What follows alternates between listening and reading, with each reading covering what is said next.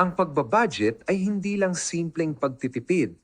Ito ay isang paraan ng pagmamahal sa sarili. Dahil kapag minamahal mo ang sarili mo, hindi mo hinahayaan na ang pera mo ang magdikta ng buhay mo. Ikaw ang may hawak ng direksyon.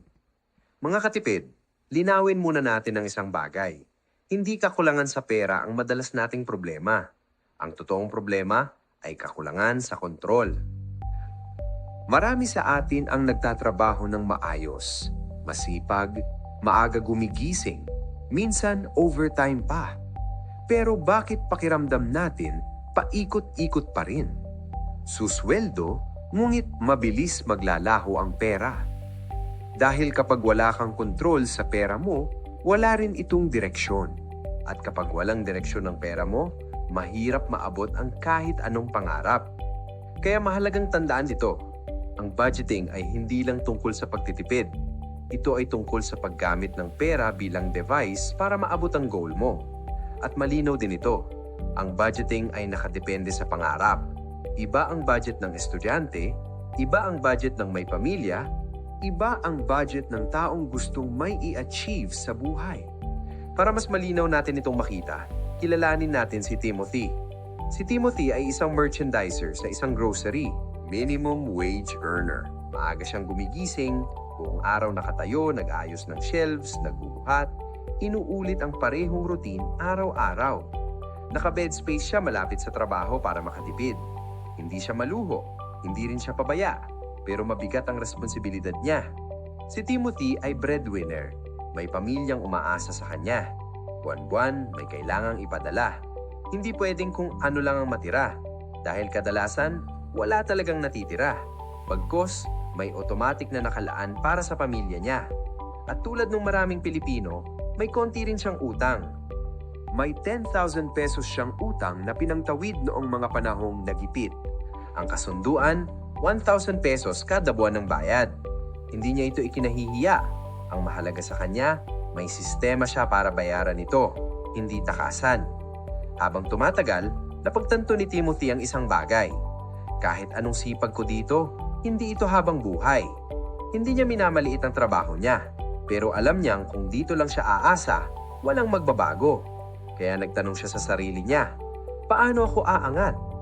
Dito pumasok ang kanyang desisyon na mag-TESDA, food and beverage, cookery, mga kursong may malinaw na direksyon. Pwedeng magamit sa hotels, resorts, at balang araw sa cruise ship o abroad. Pero alam din niya ito, ang pangarap lang, hindi sapat. Kailangan ng paghahanda, kailangan ng pera, kailangan ng kontrol. At dito pumapasok ang katipid envelope budgeting. Simple lang ang prinsipyo nito. Bawat envelope may pangalan, bawat piso may pupuntahan. Kapag ubos ang laman ng envelope, tigil muna. Hindi ito pagdadamot. Ito ay pagbibigay ng malinaw na direksyon sa pera. Para kay Timothy, ganito ang mga envelopes niya. May envelope para sa bed space at utilities, may envelope para sa pagkain, may envelope para sa pamasahe, may envelope para sa pamilya, may envelope para sa utang, may envelope para sa TESDA o skills training, may envelope para sa future application sa abroad, may envelope para sa emergency, at oo, may envelope rin para sa sarili. Konting pahinga, konting reward. Ngayon, tingnan natin kung paano niya hinahati ang 15,000 pesos na buwanang kita. 4,000 pesos para sa pamilya. 3,000 pesos para sa bed space at utilities. 3,000 pesos para sa pagkain. 1,000 pesos para sa transportation. 1,000 pesos para sa utang. 1,000 pesos para sa TESDA or skills fund. 500 pesos para sa future application fund. 500 pesos para sa emergency savings at 1,000 pesos para sa personal na gastos. Kabuuan, 15,000 pesos. Hindi malaki ang sweldo, pero malinaw kung saan papunta ang bawat piso. Naiiwasan niya ang matinding stress sa pera. Salamat sa pagbabudget niya, may schedule, may plano, may direksyon. Hindi pa tapos ang utang, pero hawak na niya ito. Maybe it would take more time para bayaran.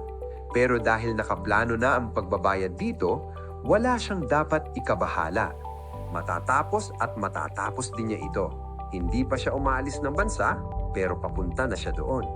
At ito ang mahalagang tandaan. Hindi mo kailangang matapos muna ang lahat ng utang bago mangarap.